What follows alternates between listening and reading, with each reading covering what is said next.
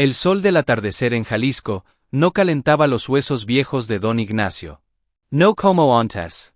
Ahora solo pintaba de oro la miseria que lo rodeaba. Se apoyó en la cerca de madera podrida, esa que separaba lo que fue el orgullo de su familia de lo que ahora era el feudo de otro. Del otro. Don Antero, el hombre que le había comprado su propio rancho, El Porvenir, por una miseria, aprovechándose de la enfermedad de su madre y de la deuda que lo ahogaba. Lo había humillado en la cantina del pueblo, delante de todos, diciendo que un charro sin caballo y sin tierra era solo un viejo más esperando a morir. Y así se sentía. Un ex-charro. Un espectro de sí mismo. El viento, que antes olía a lluvia y a tierra mojada, ahora solo traía el polvo de su derrota. Sus manos, curtidas por el lazo y las riendas, ahora solo sostenían la emptiness de sus bolsillos. Había vendido todo para pagar los medicamentos, pero no fue suficiente. La tierra, los establos, el corralón donde enseñó a su hijo a montar, todo era ahora de don Antero. Y en el centro de ese nuevo reino, pastaba imponente el semental que Ignacio había criado desde potrillo, relámpago, ahora montado por el capataz de Antero como un trofeo viviente. Esa fue la imagen que quebró su orgullo para siempre. No era la pobreza, era la injusticia. Con lo último que le quedaba, una pequeña suma que su madre había escondido en un frasco bajo las tejas, compró lo único que podía permitirse, la cabaña del olvido. Todos en el pueblo se rieron. Era un terreno lejano, en las faldas del monte, con una choza de adobe medio derruida y un pozo seco. Un lugar para olvidar y ser olvidado. Pero para Ignacio era un refugio, el último lugar donde su dignidad, aunque agrietada como las paredes de su nueva casa, podía resistir. Y con él, se llevó a su único compañero verdadero, Jilguero, un caballo viejo y tranquilo, de pelaje bayo y ojos que parecían contener toda la paciencia del mundo. Jilguero no era un corcel de batalla, era un testigo. Había estado con él en los buenos tiempos, y ahora, sin relinchos de queja, cargaba las pocas pertenencias de Ignacio por el pedregoso camino hacia la choza. Mientras avanzaban, Ignacio le hablaba al animal como si fuera un hermano. Ya verás, Jilguero. Aquí nadie nos molestará. Aquí respiraremos aire limpio, sin la soberbia de ese maldito Antero. El caballo solo movía las orejas, como si entendiera cada palabra, como si compartiera el peso del silencio que cargaba su amo. La choza era peor de lo que recordaba. El techo de tejas se hundía en un costado, el viento silbaba por las grietas del adobe y el suelo de tierra apisonada olía a humedad y abandono. Pero Ignacio era hombre de campo, de manos útiles. Esa primera noche, durmiendo sobre un petate, con Jilguero atado a un árbol cercano, juró que levantaría ese lugar. No por venganza, sino por supervivencia. Al amanecer, empezó a trabajar. Limpió la maleza, intentó reparar el techo con ramas, buscó agua en el pozo seco sin éxito. Jilguero, por su parte, parecía inquieto. No comía con la calma habitual. Olfateaba el aire, escuchaba sonidos que Ignacio no podía percibir. Su comportamiento era extraño, nervioso. Ignacio lo atribuyó al nuevo entorno. Tranquilo, viejo. Ya nos acostumbraremos, le dijo, acariciando su cuello. Pero el caballo no se calmaba. Se alejaba del área donde Ignacio trabajaba, hacia la parte trasera de la choza, donde un enorme y antiguo nopal se alzaba como un guardián espinoso. Rascaba el suelo con su casco delantero, una y otra vez, en un punto específico, junto a una de las palmas del nopal. Ignacio, sudoroso y cansado, al principio no le hizo caso. «Buscarás algún pasto dulce», comentó. Pero al caer la tarde, la insistencia de Jilguero era obsesiva. El caballo se plantó allí, relinchando suavemente, mirando a Ignacio con una intensidad que no era normal en él. Cansado y con un presentimiento incómodo en el estómago, Ignacio se acercó. «¿Qué tienes, muchacho? ¿Qué hay ahí que te trae tan preocupado?»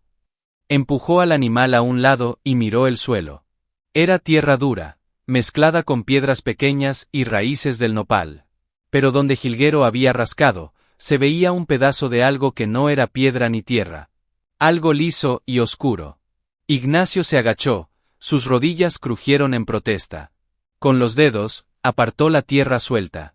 No era una roca. Era madera. Madera vieja, pero trabajada.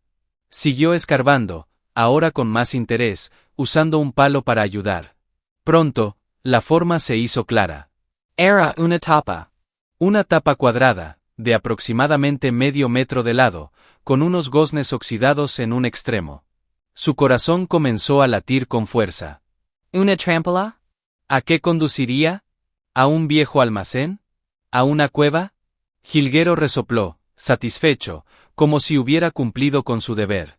Ignacio, con las manos temblorosas, intentó meter los dedos en el borde para levantarla, pero estaba sellada por el tiempo y el peso de la tierra. Necesitaría una pala y más fuerza. La noche comenzaba a caer, envolviendo el monte en sombras largas y frías. Ignacio miró la tapa de madera, luego a su caballo, que ahora parecía tranquilo, y una pregunta ardía en su mente. ¿Qué secretos guardaba esta choza olvidada de Dios?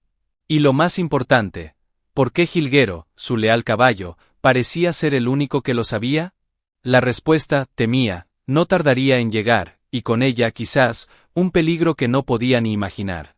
La noche fue larga e insomne para don Ignacio. Cada crujido del monte, cada susurro del viento entre las grietas de la choza, le parecía un mensaje cifrado, una advertencia. La imagen de la trampilla de madera se quemaba en su mente. ¿Era solo la bodega de algún antiguo habitante, llena de telarañas y quizás algún ratón? O, en un rincón más oscuro de sus pensamientos, se atrevía a imaginar algo más, un tesoro. No el oro de las leyendas, sino algo más valioso para un hombre como él.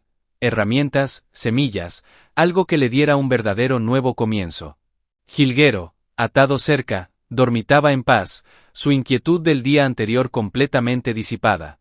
Parecía haber entregado el misterio a su amo, y ahora descansaba. Al primer rayo de luz, Ignacio estaba en pie, con la determinación de un hombre que ha recuperado un propósito. Encontró una pala vieja y oxidada entre sus pocas herramientas, y se dirigió directamente a la base del nopal. La tierra alrededor de la trampilla estaba dura como cemento. Ignacio sudaba, maldecía en voz baja, y palada a palada, fue liberando los bordes. Los goznes estaban tan oxidados que parecían fundidos con la madera. Después de una hora de trabajo extenuante, logró introducir la punta de la pala en una rendija, y, usando toda la fuerza de su espalda, aún poderosa a pesar de los años, hizo palanca. Un crujido seco, como el de un hueso quebrado, rompió el silencio de la mañana. La tapa cedió de golpe, levantando una nube de polvo y tierra. Ignacio se apartó tosiendo, y cuando el aire se aclaró, se asomó con precaución. No había escaleras. Solo un hueco oscuro, de poco más de medio metro de profundidad, que olía a tierra húmeda y a tiempo detenido. Y allí, en el centro de ese pequeño foso, reposaba un cofre. No era un cofre de piratas de madera con refuerzos de hierro, sino una caja más simple, hecha de una madera pesada y oscura, con herrajes de metal ya cubiertos de una costra de óxido. Era más pequeño de lo que había imaginado, quizás del tamaño de un maletín. Su corazón se hundió un poco. No era una bodega, no era una fortuna en lingotes. Era solo una caja. Pero, ¿por qué enterrarla? Gilguero se acercó y olfateó el aire que salía del agujero, resoplando con curiosidad. Ignacio metió los brazos en el hueco, y con esfuerzo, sacó la caja. Era pesada para su tamaño. La llevó dentro de la choza, a la tenue luz que entraba por la puerta abierta. La colocó sobre la mesa de pino que había logrado reparar, y se quedó mirándola. La cerradura era antigua, una pieza de hierro forjado, simple pero robusta. No tenía llave. Con la punta de su cuchillo, Ignacio intentó forzarla, pero no cedió. La frustración comenzaba a apoderarse de él. Tenía el misterio en sus manos, y no podía abrirlo. Golpeó la cerradura con el mango del cuchillo, sin éxito. Finalmente, con un gruñido de impotencia, levantó la caja y la estrelló contra el borde de la mesa. La madera, vieja y quebradiza, se partió con un sonido crujiente. La tapa saltó. El contenido no era oro.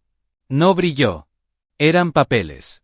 Legajos de documentos amarillentos por el tiempo, atados con una cinta de cuero. Y encima de todo, una fotografía. Ignacio la tomó con manos que ahora temblaban por una razón diferente. Era una foto sepia, de esos retratos antiguos de estudio. En ella, un hombre con un traje de charro impecable, bigote espeso y una postura de orgullo indomable posaba con una mano en el hombro de una mujer joven y bella, de rostro sereno y ojos claros. Y entre ellos, de pie, un niño de unos 7 u 8 años, con un sombrero de charro diminuto. Ignacio contuvo el aliento. Reconoció al hombre al instante. Era su propio abuelo, don Emiliano, el fundador de El Porvenir. La mujer era su abuela, Isabel. Y el niño era su padre, Rodrigo, de pequeño. ¿Qué hacía una foto de su familia aquí, enterrada en esta choza olvidada? Una oleada de confusión y una punzada de nostalgia le atravesaron el pecho. Este lugar, esta cabaña del olvido, de repente tenía una conexión directa con su pasado, con su sangre. Con cuidado reverencial, tomó el primer legajo de documentos. Al desatar la cinta, el cuero se deshizo en sus dedos. Los papeles estaban escritos con una caligrafía elegante y firme, la de su abuelo. Eran las escrituras de la tierra. No de El Porvenir, sino de un terreno mucho más extenso.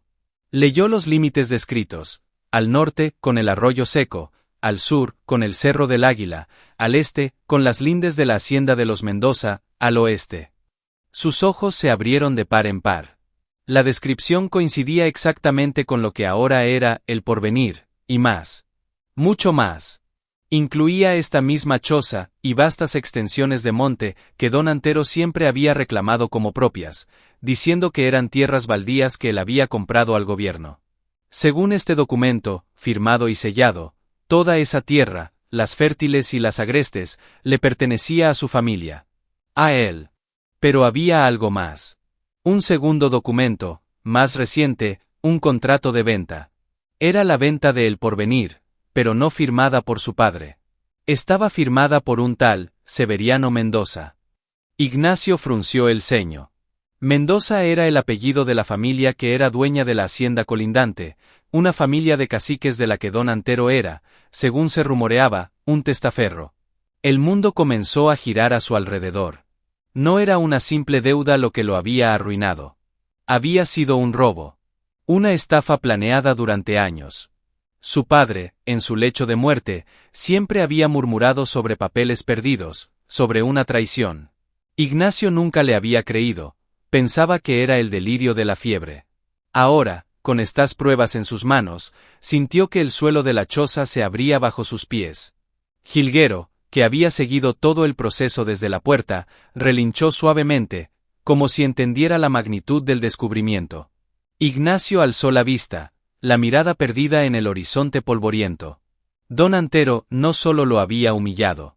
Le había robado su herencia. Y ahora, sin saberlo, él tenía la prueba enterrada en el último lugar que cualquier hombre, incluido su enemigo, habría mirado. Pero una pregunta aterradora surgió en su mente. Si estos papeles eran tan importantes, ¿por qué estaban aquí? Y lo más crucial, ¿alguien más sabía de su existencia? El sonido de un caballo, acercándose a galope, tendido desde el camino, le hizo congelar la sangre. Alguien venía. Y no traía buenas noticias. El galope se detuvo justo frente a la choza, levantando una polvareda que se coló por la puerta. Ignacio, con el instinto de un hombre que sabe cuando el peligro acecha, actuó rápido. Con un movimiento frenético, volvió a meter todos los documentos en la caja rota, y la escondió bajo un montón de paja seca en un rincón oscuro. La fotografía de su familia, se la guardó en el bolsillo interior de su chamarra, sobre el corazón. Justo cuando se enderezaba, la silueta de un hombre llenó el marco de la puerta, bloqueando la luz. Era el capataz de don Antero, un tipo grande y cruel apodado El Tuerto, aunque tenía ambos ojos.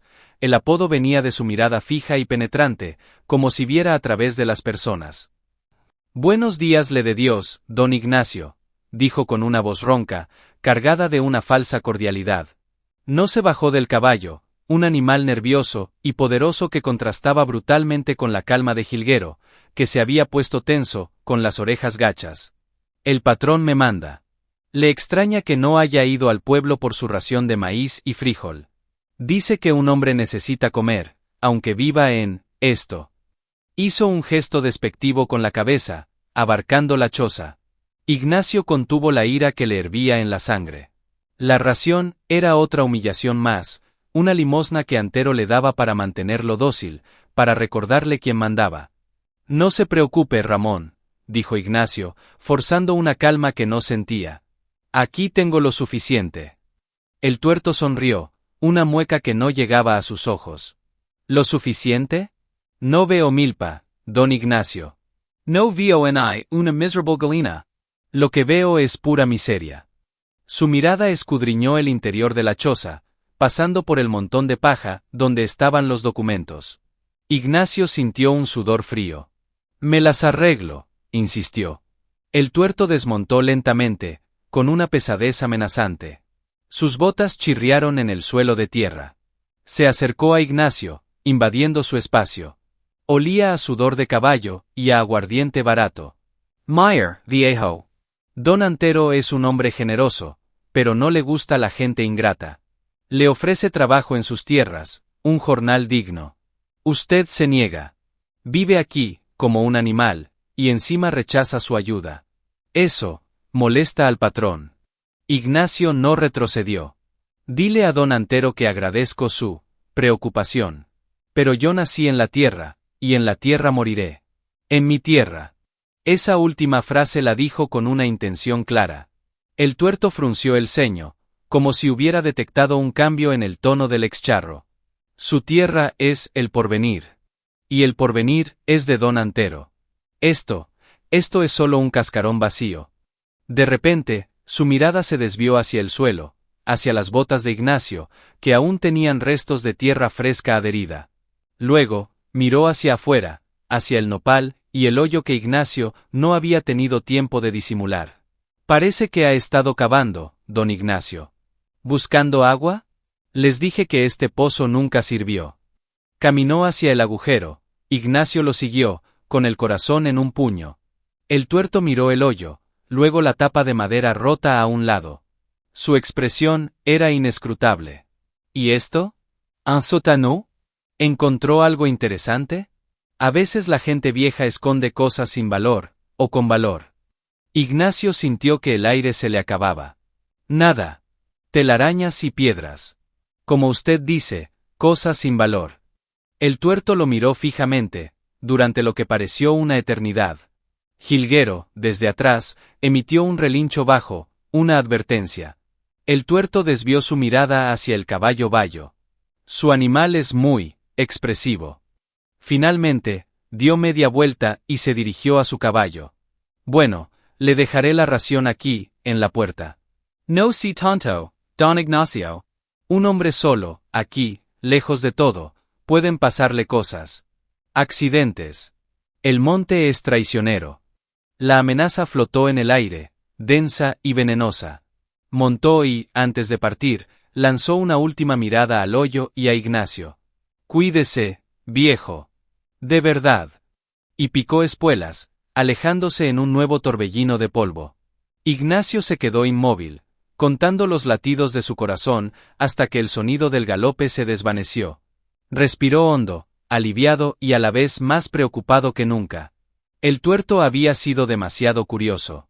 No se lo había creído. Volvería. O enviaría a alguien de noche. No podía quedarse allí. Esos papeles eran un imán para la tragedia. Jilguero se acercó y posó su hocico en el hombro de Ignacio, como reconfortándolo. Ignacio acarició su cuello. Tienes razón, muchacho, susurró. Este no es un lugar seguro. Tenemos que irnos. Pero, ¿a dónde? Miró hacia el monte, hacia las laderas escarpadas y los cañones profundos que se extendían más allá de su terreno. Era un territorio peligroso, lleno de coyotes, serpientes y, según las leyendas, lugares que nadie pisaba desde hacía décadas. Pero también era el único lugar donde don Antero y sus hombres no solían adentrarse. Allí, en lo profundo de la sierra, quizás encontraría un refugio temporal.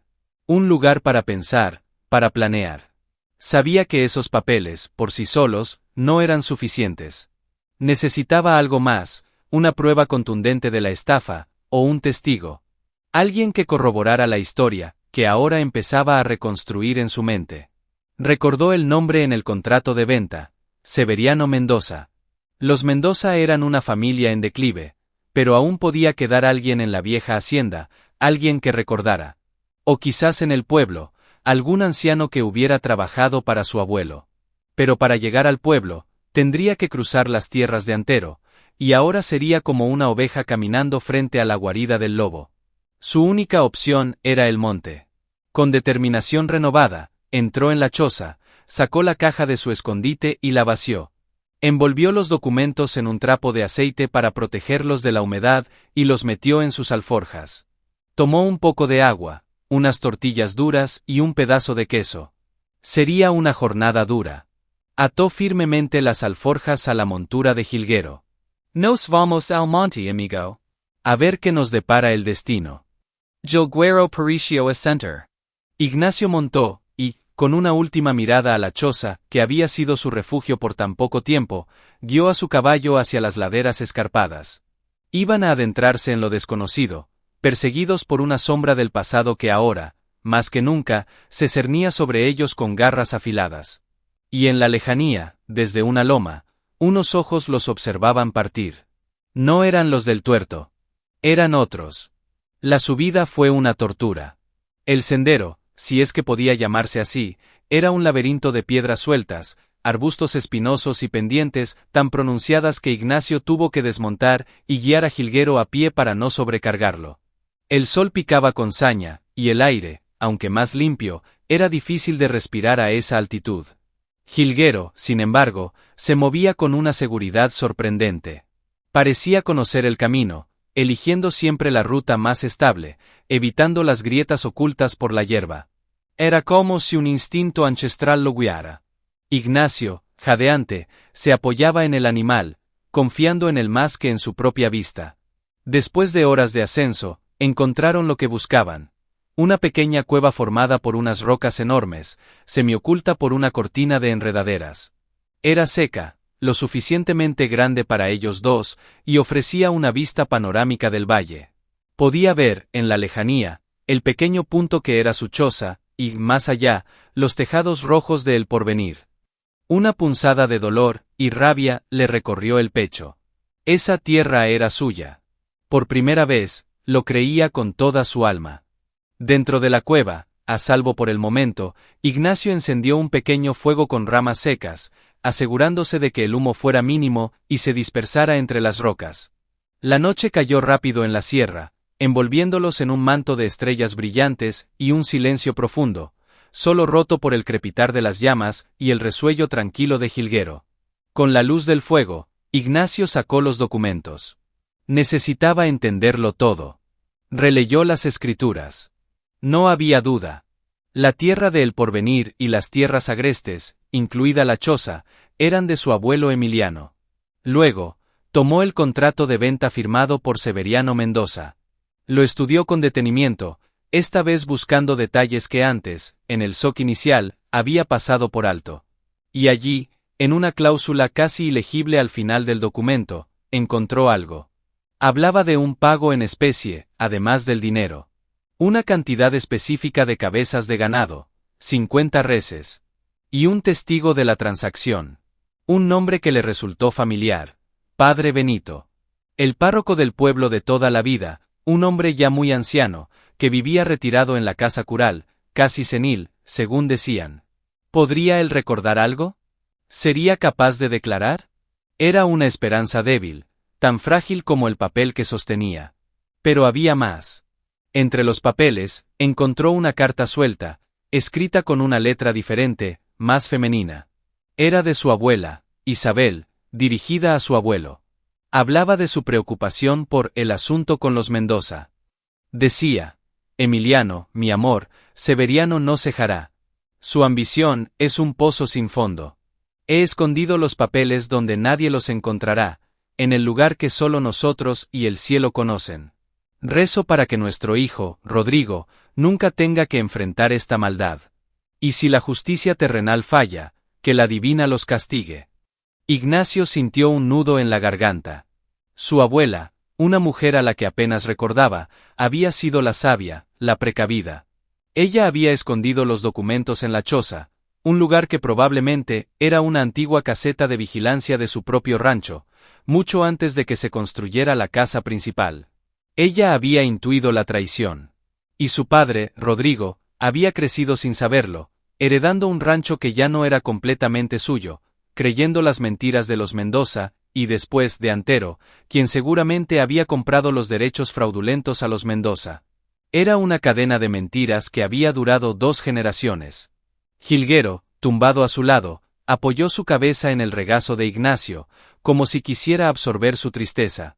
Toda una vida, Jilguero, murmuró Ignacio, acariciando la suave piel entre las orejas del animal.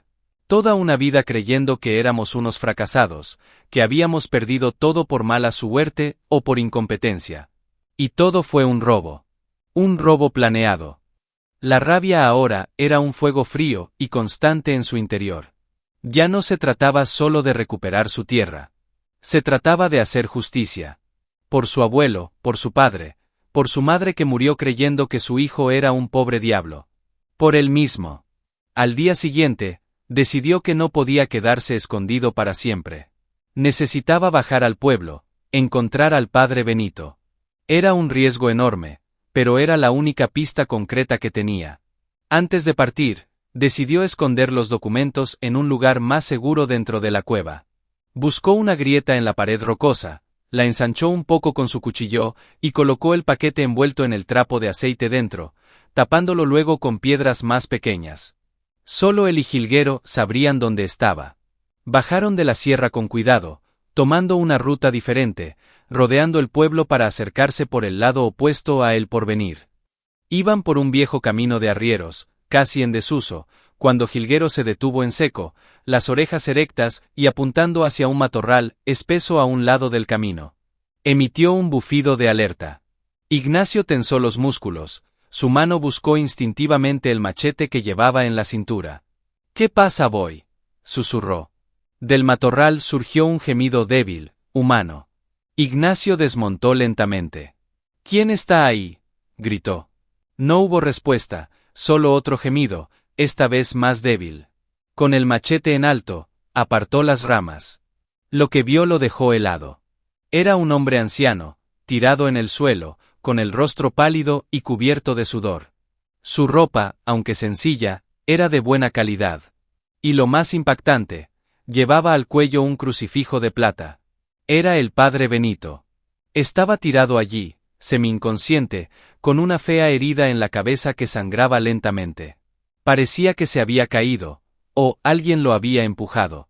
Ignacio se arrodilló a su lado, con el corazón encogido. Su único testigo, su única esperanza de justicia, yacía moribundo en el polvo. Y la sombra de don Antero, larga y siniestra, parecía alcanzarlos incluso en este camino olvidado. Ignacio no lo pensó 2 veces. Con una fuerza que le prestó la desesperación, cargó al anciano sacerdote sobre sus hombros y, con dificultad, lo subió a la montura de Jilguero, sujetándolo para que no cayera. El caballo, noble y fuerte, soportó el peso adicional sin quejarse. No podían ir al pueblo. Si alguien había intentado matar al padre Benito, lo primero que harían sería buscarlo en la casa cural o en el médico. Tampoco podían volver a la cueva. El camino era demasiado escarpado para un hombre herido. Solo quedaba un lugar, la choza. Era el sitio más obvio, pero también el más cercano. Ignacio guió a Jilguero a través de atajos que solo los animales y los hombres del monte conocían, evitando los caminos principales. Llegaron a la cabaña del olvido, al caer la tarde. Afortunadamente, estaba vacía. Con cuidado, bajó al sacerdote y lo llevó dentro, tendiéndolo sobre su propio petate. Le limpió la herida de la cabeza con un trapo mojado con agua de su cantimplora. No parecía profunda, pero el golpe había sido fuerte. Le dio a beber un poco de agua, y el anciano abrió los ojos, desorientado. ¿Dónde? ¿Quién es usted?, murmuró, con la voz quebrada por el dolor y el miedo. Soy Ignacio, padre. Ignacio, el hijo de Rodrigo. Del rancho El Porvenir. Los ojos del sacerdote, velados por la edad y el shock, se abrieron un poco más. Rodrigo. Dios mío. El niño. Tomó la mano de Ignacio con una fuerza inesperada. Ellos me siguieron. Sabían que usted había estado preguntando por los papeles viejos. En el pueblo, una mujer, la tendera, le debe favores a Antero, le contó. Ignacio sintió un escalofrío. Su visita discreta al archivo municipal, preguntando por mapas antiguos de la zona, no había pasado desapercibida. La red de Antero era más extensa de lo que creía. ¿Quién lo hizo, padre? ¿Quién lo golpeó? El anciano cerró los ojos, apretándolos con fuerza. Fue el tuerto. Ramón. Me encontró en el camino, me preguntó sobre la venta a los Mendoza. Le dije que no recordaba. Él se enfureció, dijo que yo era el único testigo vivo, que mi memoria era un estorbo. Una tos seca lo sacudió. Me empujó, creyó que estaba muerto. Ignacio apretó la mano del sacerdote. Descanse, padre. Está a salvo aquí. Pero el anciano negó con la cabeza, agitado. No, hijo. No estoy a salvo. Nadie lo está de ese hombre. Antero, su abuelo, Severiano, hicieron un pacto con el diablo. Compraron al juez, a las autoridades, tu padre, pobre Rodrigo, nunca supo la verdad. La noche se cerró alrededor de la choza, y con ella, una sensación de asedio. Ignacio sabía que era cuestión de tiempo antes de que el tuerto volviera, quizás con más hombres, a buscar el cuerpo o a terminar el trabajo. Tenía que sacar al sacerdote de allí, pero no podía moverlo en su estado. Necesitaba un plan, y no se le ocurría ninguno. Se sentó en el suelo, junto al anciano, con la cabeza entre las manos. La desesperanza empezaba a ganarle la batalla. Jilguero, que había estado pastando cerca, se acercó a la puerta y metió la cabeza, mirando a Ignacio con sus ojos profundos. Luego, relinchó, una vez, fuerte y claro, como una campana en el silencio. Ignacio alzó la vista. El caballo dio un paso atrás, mirando hacia la oscuridad, y luego volvió a relinchar, esta vez girando la cabeza en una dirección específica. Hacia el monte, hacia un sendero que se adentraba en la parte más densa del bosque. Era el mismo camino que, según las leyendas locales, llevaba a una antigua mina de plata abandonada, un lugar que todos evitaban por considerarlo maldito. ¿Qué muchacho? Preguntó Ignacio, exhausto. Jilguero insistió, pateando el suelo con impaciencia. Parecía querer decirle algo, guiarlo hacia allí. El sacerdote, que había estado observando la escena con ojos semicerrados, murmuró: el caballo, los animales, a veces ven lo que nosotros no podemos, o recuerdan lo que nosotros olvidamos. Ignacio miró a Jilguero, luego la frágil figura del padre Benito. No podían quedarse. Tal vez, solo tal vez, el instinto del animal era su única brújula en esa noche oscura. Con un suspiro de resignación y un último halo de fe, se levantó. Está bien, Jilguero. Nos vamos. Guíanos. Preparó una camilla improvisada con ramas y su zarape para transportar al sacerdote. Ató todo firmemente a la montura, y junto a su leal caballo, se adentraron una vez más en la oscuridad del monte, dejando atrás la choza y yendo hacia lo desconocido, hacia un lugar del que, según las historias, muy pocos habían regresado. Mientras caminaban, el padre Benito, en un momento de lucidez, le susurró a Ignacio: hijo, hay algo más, algo que tu abuela me contó antes de morir, sobre la mina, no era solo plata. Pero luego, la fiebre lo venció y cayó en un sueño agitado. Ignacio, con el corazón latiendo con fuerza, siguió los pasos seguros de Jilguero, preguntándose qué nuevo secreto, qué nueva verdad o qué nuevo peligro les aguardaba en las profundidades de la Sierra Maldita. El camino era estrecho, los árboles formaban un túnel oscuro sobre sus cabezas, y el aire se volvió frío y pesado. Jilguero, sin embargo, no vacilaba. Avanzaba con una determinación sobrenatural, como si una fuerza invisible lo estuviera tirando de la rienda. Ignacio solo podía seguirlo, confiando en que la lealtad de su caballo era la única luz que tenían en esa oscuridad creciente. El camino hacia la mina era una pesadilla hecha piedra y sombras.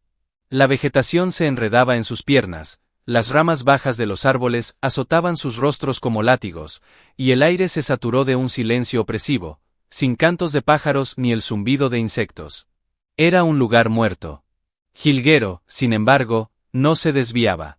Su paso era constante, casi hipnótico, como si estuviera siguiendo un rastro invisible que solo él podía percibir.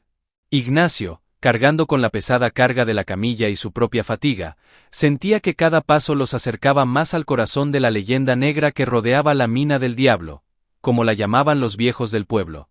Se decía que los hombres que habían trabajado allí para los Mendoza habían desaparecido, o habían vuelto tocados por una locura silenciosa. Finalmente, tras lo que pareció una eternidad, llegaron a la boca de la mina. Era una herida oscura en la ladera de la montaña, enmarcada por vigas de madera podridas que se retorcían como costillas de un animal muerto. Un letrero oxidado y casi ilegible colgaba de un clavo: propiedad de Mendoza. Prohibito El Paso. Un olor a óxido, tierra mojada y algo más, algo metálico y dulzón, salía de las profundidades. Ignacio dudó. Entrar allí parecía una locura. Pero Jilguero se plantó frente a la entrada, resoplando y escarbando el suelo, indicando claramente que ese era el lugar. No había vuelta atrás. Con el corazón en un puño, Ignacio encendió una antorcha improvisada con un palo y un trapo empapado en grasa, y entró, tirando de la camilla con el padre Benito. El interior era más amplio de lo que esperaba. Un túnel principal se adentraba en la montaña, con galerías laterales que se perdían en la oscuridad. El aire era viciado y difícil de respirar. Avanzaron con cuidado, el eco de sus pasos resonando de forma fantasmal. Jilguero los guió por una de las galerías laterales, más estrecha y baja. Después de unos 50 metros, el túnel desembocó en una cámara más grande. Y allí, la antorcha reveló una visión que le quitó el aliento a Ignacio. No era una mina abandonada. Era una tumba. Apilados contra una pared, había esqueletos. No uno o dos, sino decenas. Hombres, por los harapos que aún colgaban de los huesos. Algunos todavía tenían las cadenas oxidadas que los sujetaban a la roca. Ignacio retrocedió, con náuseas. Esta era la verdadera maldición de la mina. Los Mendoza, y probablemente Antero después, no solo habían robado tierras. Habían esclavizado y asesinado a hombres para extraer la plata. En el centro de la cámara, había un viejo escritorio de campaña, cubierto de polvo. Sobre él, un libro grande, forrado en cuero. Con mano temblorosa, Ignacio lo abrió. Era un registro de la mina. Detallaba la extracción de plata, los nombres de los trabajadores, muchos de ellos tachados con una cruz y la palabra desaparecido o accidentado, y las firmas de los capataces. Los nombres de Severiano Mendoza, y en entradas más recientes de Antero, aparecían una y otra vez. Pero lo más impactante estaba en las últimas páginas. Había planos. Planos detallados de túneles que se extendían por debajo de toda la región. Y uno de ellos, marcado con una línea roja, llegaba directamente a los cimientos de la casa principal de El Porvenir.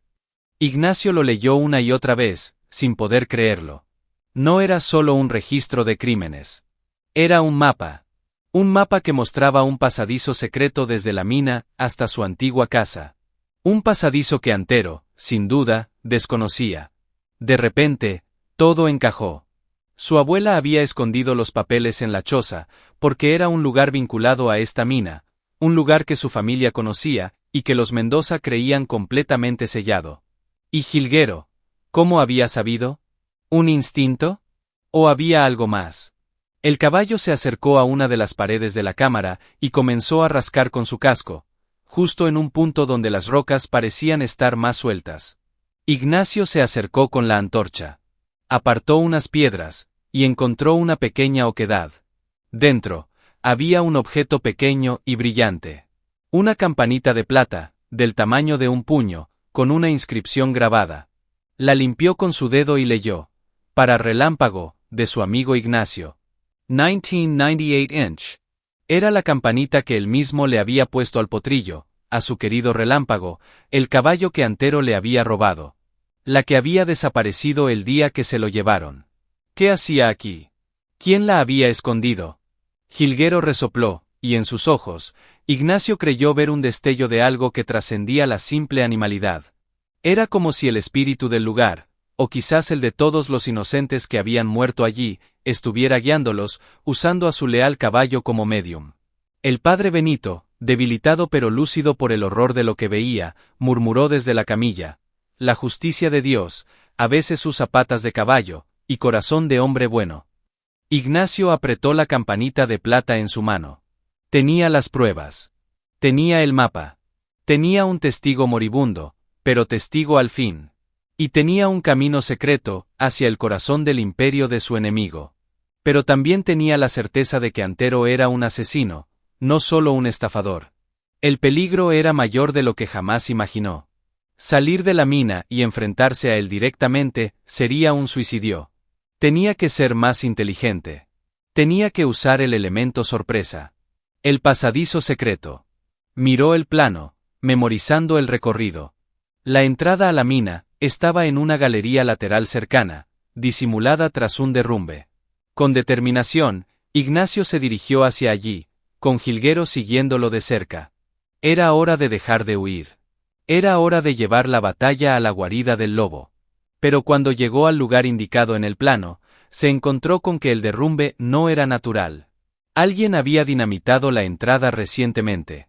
Los escombros estaban frescos. Antero, o alguien de su gente, sabía del pasadizo. Y lo había sellado. Estaban atrapados en la mina maldita, y en ese momento, desde la entrada principal, llegó el sonido de voces y el resplandor de linternas. El tuerto y sus hombres los habían encontrado. Las voces resonaban en el túnel principal, cada vez más cerca. Revisen todas las galerías. El viejo y el cura tienen que estar aquí. El caballo los guió. Ignacio apagó rápidamente la antorcha, sumiendo la cámara de los esqueletos en una oscuridad casi absoluta, solo rota por la tenue luz que filtraba desde la entrada lejana. Se agachó, conteniendo la respiración, con una mano en el hocico de Jilguero para mantenerlo quieto. El padre Benito, en la camilla, rezaba en silencio, sus dedos aferrados al crucifijo. Los pasos y las luces de las linternas se acercaron a su galería. «Myron Acqui. Hay una cámara», gritó una voz que reconoció como la del tuerto. Un haz de luz barrió el interior, iluminando por un instante los huesos apilados. Un par de hombres soltaron juramentos de asombro y superstición. «Este lugar está maldito, jefe», dijo uno, con la voz temblorosa. «Cállense y busquen», rugió el tuerto. «Antero quiere esos papeles, y quiere al viejo callado para siempre. Y al caballo. Dice que es demasiado listo. Que lo sacrifiquen». Ignacio sintió que el odio le hervía en la sangre. No solo lo querían a él muerto, sino también a Jilguero, el único ser que se había mantenido a su lado en toda esta pesadilla. No podía permitirlo. Tenía que actuar. Recordó el plano. Había una salida de emergencia marcada, un respiradero que salía a la superficie en lo alto de la montaña, pero estaba en la galería opuesta, al otro lado del túnel principal. Tendrían que cruzar frente a los hombres del tuerto. Era una locura. Pero era su única oportunidad. En ese momento de desesperación, Jilguero hizo algo extraordinario. Se separó suavemente de Ignacio, y en la oscuridad, se movió con sigilo hacia la entrada de la cámara. Luego, justo cuando los hombres del tuerto estaban a punto de entrar, Jilguero relinchó. No fue un relincho de miedo, sino fuerte, desafiante, un sonido que retumbó en la cámara y atravesó los túneles como un grito de guerra. Luego, giró y galopó hacia el interior de la mina, en dirección opuesta a donde estaban Ignacio y el sacerdote. «Allá. El caballo. Síganlo», ordenó el tuerto, y todos sus hombres, aliviados de salir de la cámara de la muerte, corrieron tras el sonido de los cascos de Jilguero. Era una distracción. Un sacrificio. Jilguero se ofrecía como señuelo para darles una oportunidad a ellos. Ignacio contuvo un grito. Quería salir corriendo tras su amigo, pero sabía que era lo que el tuerto esperaba. Jilguero le había regalado un chance, y no podía desperdiciarlo. Con lágrimas de rabia y gratitud en los ojos, agarró la camilla, y, aprovechando la distracción, salió de la cámara y se dirigió rápidamente hacia la galería donde estaba el respiradero. El sonido de la persecución se alejaba, mezclado con los gritos de los hombres y los relinchos cada vez más lejanos de Jilguero. Ignacio encontró el respiradero. Era un pozo estrecho y vertical, con unas viejas escaleras de metal incrustadas en la roca. Subir por allí con el padre Benito sería casi imposible. «Déjeme aquí, hijo», susurró el sacerdote. «Salve usted. Salve las pruebas. Es lo importante». Ignacio negó con firmeza. «No, padre. No dejaré a nadie más atrás». Con un esfuerzo sobrehumano, ató la camilla a su espalda con una cuerda y comenzó a ascender, agarrándose a los peldaños oxidados que crujían bajo su peso. Cada metro era una agonía. Sus músculos ardían, sus pulmones buscaban aire en el estrecho espacio. Arriba, al final del pozo, se veía un círculo de estrellas. La libertad. Después de una eternidad, llegó a la boca del respiradero, escondida entre unas rocas en la cima de la montaña. Jadeante, sacó al sacerdote y se desplomó a su lado, mirando el valle bañado por la luz de la luna. Abajo, en la boca de la mina, pudo ver las pequeñas figuras de los hombres del tuerto saliendo, frustrados. No trae en el Jilguero. Ignacio sintió un dolor desgarrador. ¿Lo habrían matado? ¿O habría logrado escapar? No sabía qué era peor. Pero no tenía tiempo para lamentarse. Tenía que llegar al pueblo, a las autoridades. Con las pruebas que tenía, el registro de la mina, el testimonio del padre Benito y los documentos de propiedad, podría acabar con Antero. Bajó de la montaña con el sacerdote, esta vez dirigiéndose directamente al pueblo. Llegaron al amanecer, causando conmoción. Llevó al padre Benito directamente a la casa del médico, y luego, con el registro de la mina y los documentos en la mano, se dirigió a la comandancia de la policía municipal. El comandante, un hombre que siempre había sido amable con Antero, lo recibió con escepticismo. Pero cuando Ignacio extendió los papeles sobre su escritorio, mostrando los esqueletos, los nombres y las firmas, el rostro del comandante se fue poniendo pálido. No podía ignorar algo tan contundente. Esto es muy grave, don Ignacio», balbuceó. «Haré lo que pueda, pero don Antero es un hombre poderoso». «Ya no», gritó Ignacio, golpeando el escritorio con el puño. «Es un asesino y un ladrón. Y exijo que se haga justicia». Mientras las ruedas de la ley, lentas y pesadas, comenzaban a moverse, Ignacio solo podía pensar en Jilguero. Pidió a algunos hombres del pueblo que lo ayudaran a buscar al caballo por los alrededores de la mina, pero no encontraron rastro. Ni siquiera sangre. Era como si la tierra se lo hubiera tragado. Esa noche, agotado y con el corazón hecho pedazos, Ignacio se quedó en una habitación prestada en la casa cural. Soñó con Jilguero. Soñó que el caballo galopaba libre por las llanuras de El Porvenir, pero no era el Jilguero viejo y tranquilo, sino un animal joven y vigoroso, con ojos que brillaban como la plata de la mina. Y a su lado, galopaba otro caballo, un semental magnífico, Relámpago. Al despertar, con los primeros rayos del sol, supo lo que tenía que hacer. La justicia de los hombres tardaría, o quizás nunca llegaría. Había llegado el momento de enfrentar a su enemigo, hombre a hombre. No con violencia, sino con la verdad, frente a todos. Y sabía exactamente dónde y cuándo hacerlo. La noticia de lo sucedido en la mina, y de las acusaciones de Ignacio, se había esparcido por el pueblo como un reguero de pólvora. Un murmullo de incredulidad y miedo recorría las calles. Don Antero, desde su hacienda, se limitó a enviar un mensaje a través de su abogado. Eran acusaciones infundadas de un viejo resentido, y el registro de la mina era una falsificación. La gente, acostumbrada a su poder, dudaba. Ignacio lo esperaba. La justicia terrenal era lenta y corruptible. Pero había otra justicia, la de la tierra y la del honor, que era más rápida y contundente. Era domingo, día de la feria en el pueblo. Todos, incluidos Antero y sus hombres, estarían allí. Ignacio se vistió con lo único que le quedaba de su pasado, un traje de charro viejo pero impecable, que había guardado como un tesoro. No llevaba armas. Solo llevaba, enrollado en un tubo, el plano de la mina y la campanita de plata de Relámpago. Y montaba un caballo. No era jilguero, sino una yegua prestada que un campesino le había ofrecido al conocer su historia. Se dirigió a la plaza principal. La gente cayó al verlo. Parecía un fantasma del pasado, erguido y digno sobre la montura. Don Antero estaba sentado en la terraza del bar, rodeado de sus secuaces, incluyendo al tuerto. Sonreía con arrogancia, pero su sonrisa se congeló al ver a Ignacio acercarse. «¿Qué quiere usted aquí, viejo?», gritó Antero, levantándose. «Vine a devolverle algo que perdió, don Antero», dijo Ignacio con una voz clara que resonó en la plaza silenciosa. «Su honor, si es que alguna vez lo tuvo». Y lanzó el tubo con el plano a sus pies. «Ahí está el mapa de su mina, don Antero. La mina donde esclavizó y mató a decenas de hombres. La mina que conecta, a través de un pasadizo que usted hizo dinamitar, con los cimientos de mi casa. La casa que me robó con papeles falsos». La multitud murmuró. Antero palideció, pero mantuvo la compostura. «Mentiras. Ese plano es falso».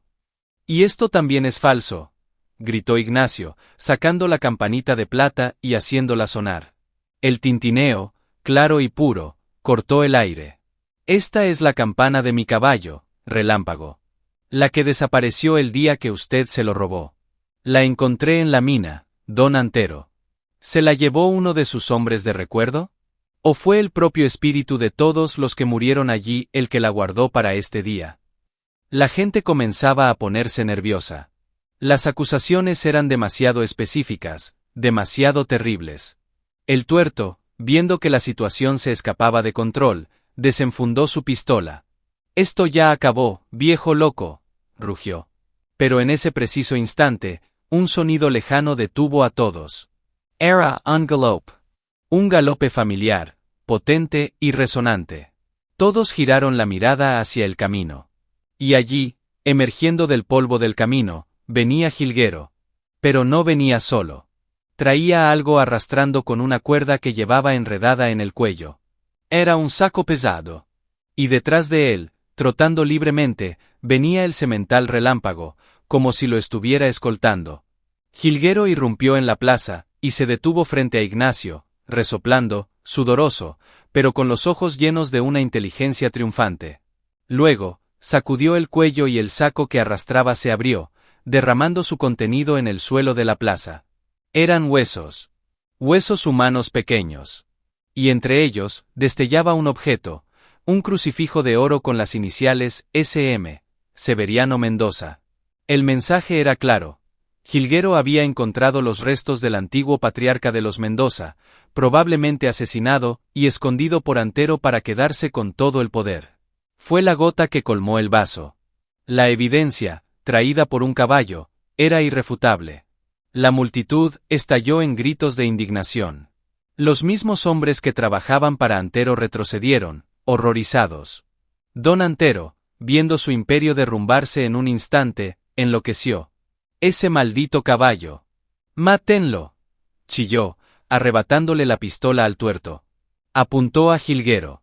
Pero Ignacio, con una agilidad que no creía tener, picó espuelas a la yegua y se interpuso entre el arma y su amigo. El disparo resonó en la plaza. Ignacio sintió un golpe seco en el hombro, pero no cayó. Antes de que Antero pudiera disparar de nuevo, Relámpago, el semental que él mismo había criado, se encabritó y lanzó una cos brutal que impactó en el brazo de Antero, haciendo que la pistola saliera volando. El tuerto y los otros huyeron, siendo detenidos por la gente enfurecida. La policía que había estado observando desde la distancia, finalmente intervino, arrestando a Antero, quien gritaba y maldecía, ya no un cacique, sino un hombre derrotado y enloquecido. Ignacio, sangrando pero de pie, desmontó y se acercó a Jilguero. Le rodeó el cuello con sus brazos, enterrando el rostro en su crin. «Gracias, hermano», susurró, con la voz quebrada por la emoción. «Gracias». Jilguero posó su cabeza sobre la espalda de Ignacio, en un abrazo silencioso que decía más que 1000 palabras. El caballo leal, no solo le había devuelto su honor y su tierra. Le había devuelto la fe.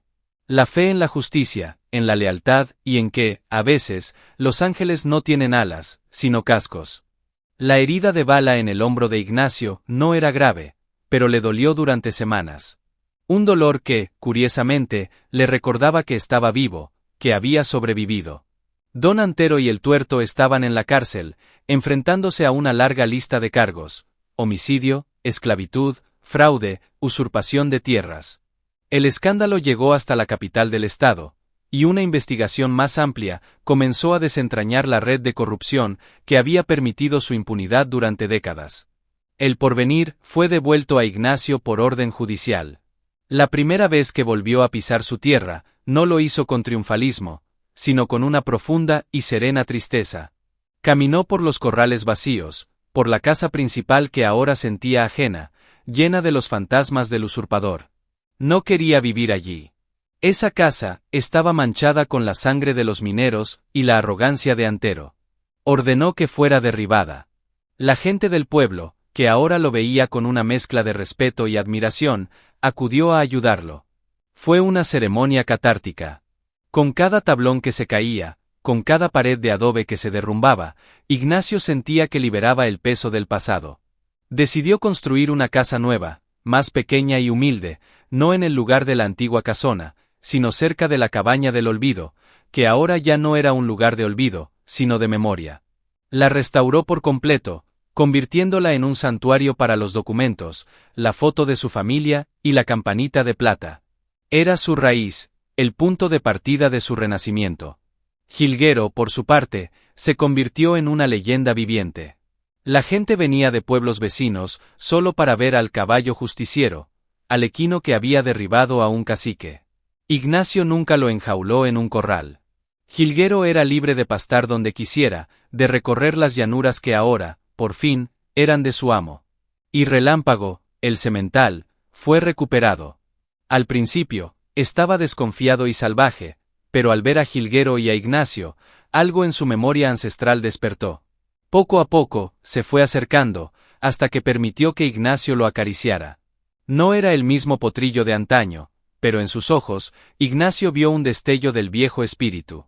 Formaron una manada peculiar: Jilguero, el sabio y tranquilo; Relámpago, el fogoso y noble; y la yegua prestada, a la que Ignacio compró y llamó Esperanza. Una tarde, mientras supervisaba la construcción de su nueva casa, un hombre anciano y delgado, con un traje raído pero limpio, se acercó tímidamente. Era el hijo de uno de los mineros desaparecidos.